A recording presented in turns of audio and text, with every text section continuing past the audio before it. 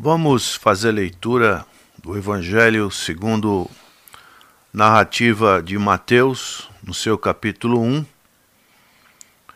Estamos chegando numa época em que o mundo ocidental comemora o Natal, o nascimento do Senhor Jesus Cristo, e devemos adorar este Salvador e deixar de lado Papai Noel, árvore de Natal, todos esses símbolos que querem ocupar o lugar do Senhor Jesus Cristo na nossa vida. Então diz Mateus 1, 18: Ora, o nascimento de Jesus Cristo foi assim. Estando Maria, sua mãe, desposada com José, sem que tivessem antes coabitado, achou-se grávida pelo Espírito Santo. Mas José, seu esposo, sendo justo e não querendo infamar, resolveu deixá-la secretamente. Enquanto ponderava nestas coisas, eis que lhe apareceu em sonho um anjo do Senhor, dizendo: José, filho de Davi, não temas receber Maria, tua mulher, porque o que nela foi gerado é do Espírito Santo. Ela dará à luz um filho, e lhe porás o nome de Jesus, porque ele salvará o seu povo dos pecados deles. Observamos esta parte final deste verso 21. Ela dará à luz um filho, e lhe porás o nome de Jesus. O nome de Jesus, equivalente no grego a Josué, que significa Javé é salvação, ou Javé salva. Com frequência, em nomes, só a primeira sílaba do nome de Deus é usada. Então, o Senhor Jesus, ele veio para salvar. E observemos a parte final deste verso 21, que diz: porque ele salvará o seu povo dos pecados deles. Aqui tem uma frase, uma colocação que é muito importante para as nossas vidas. Dos pecados deles. Significa que nenhum homem é verdadeiro cristão se o pecado ainda reina em seu corpo mortal. O pecado está em nós. Nós temos uma natureza pecaminosa.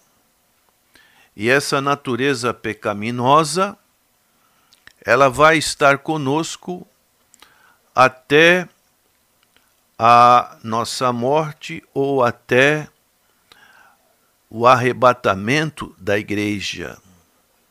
Isso é algo que devemos saber, que temos essa natureza pecaminosa. Mas precisamos entender que o pecado, ele não pode ter domínio nas nossas vidas. Então existe o que podemos dizer nas nossas vidas, um conflito por esse domínio. Quem tem prevalecido em sua vida prezado ouvinte. Esse domínio está sendo ainda do pecado ou este domínio passa a ser do Senhor Jesus Cristo? Porque aqui a palavra é bem clara. Porque Ele, Jesus, salvará o seu povo dos pecados deles. Significa que o pecado não terá domínio. Isso não quer dizer que não sejamos pecadores. O apóstolo João fala muito bem sobre isso em suas epístolas. Mas aqui nós vemos que Cristo, ele prevalecerá quando subjugamos a nossa carne. Quando podemos observar em Romanos capítulo 6, quando Paulo fala que nós estamos unidos com Cristo, e esta união, Paulo, ele apresenta a figura, a ilustração do batismo.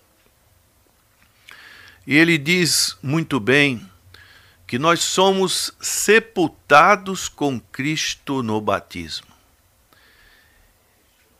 E se a nossa velha natureza foi sepultada com Cristo, a nova natureza, que é a natureza espiritual, simbolizada de quando o pastor emerge o nosso corpo das águas, significa que agora quem vai prevalecer nas nossas vidas é o fato de vivermos em novidade de vida. Uma vida agora direcionada para o Senhor Jesus Cristo, para uma comunhão plena de vitória sobre o pecado. Por isso Paulo, ele diz em 1 Coríntios 15, onde está, ó morte, o teu aguilhão?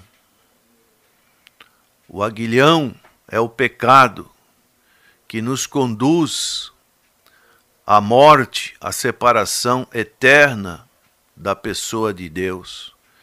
Mas quando estamos em Cristo Jesus, ele disse que ele veio para dar vida, e vida em abundância.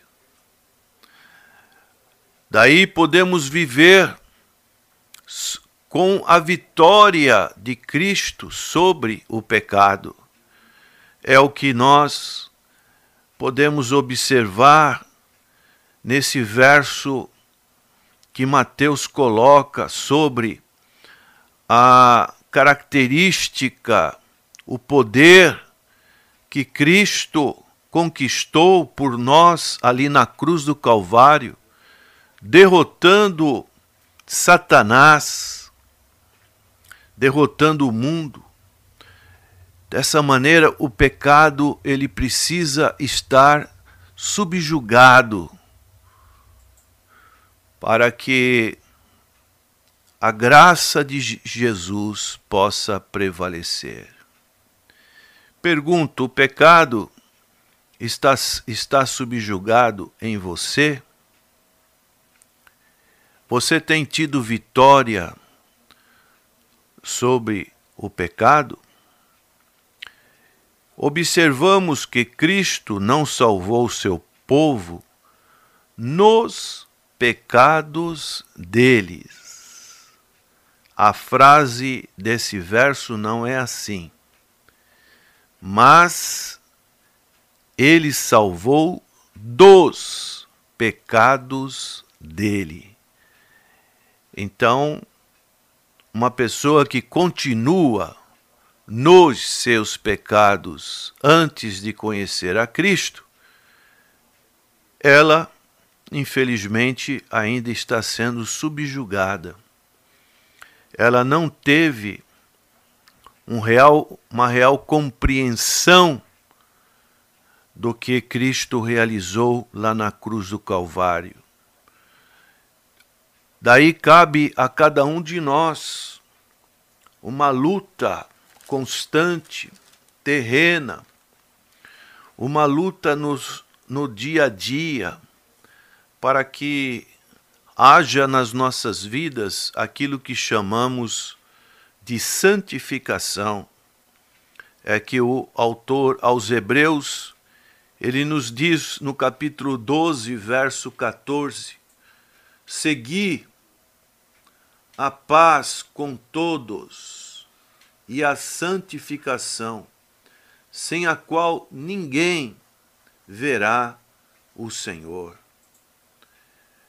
Daí, essa santificação, ela tem uma ligação com o sacrifício do Senhor Jesus, que fez uma vez por todas por nós, dando-nos um acesso privilegiado e constante a Deus. E a santificação é a pureza da vida. Ela vem de Deus e é orientada através de sua correção, que nós precisamos segui-la. Ainda nesse capítulo 12 de Hebreus, podemos ver, pois eles nos corrigiam por pouco tempo, falando dos nossos pais, segundo melhor lhe parecia. Deus, porém, nos disciplina para aproveitamento, a fim de sermos participantes da sua santidade. Então, essa pureza, ela deve ser buscada por nós, porque isso está dentro da vontade de Deus para nossa vida, porque Cristo nasceu e Cristo veio para salvar os pecadores dos pecados deles. Ainda lemos em Hebreus capítulo 13, verso 21, vos aperfeiçoe em todo bem, para cumprirdes a sua vontade, operando em vós o que é agradável diante dele, por Jesus Cristo, a quem seja a glória para todos sempre. Amém. Então nós temos que correr, buscar, subjugar essa nossa natureza, para que a natureza espiritual ela possa prevalecer nas nossas vidas. Ainda podemos ler em 2 Timóteo, capítulo 2, verso 19, o apóstolo Paulo, orientando o seu filho na fé, ele diz: entretanto, o firme fundamento de Deus permanece, tendo este selo: o Senhor conhece os que lhe pertencem, e mais, aparta-se da injustiça todo aquele que professa o nome do Senhor. O Senhor conhece o que lhe pertence, vem de uma citação lá do Antigo Testamento, aonde nós podemos ver aqueles que realmente estão buscando viver uma vida que agrade a Deus, ele vai se apartar da iniquidade, da injustiça, para que esse chamado divino ele possa prevalecer nas nossas vidas. Daí a grande importância desta declaração que Mateus faz com relação à vinda do Senhor Jesus Cristo.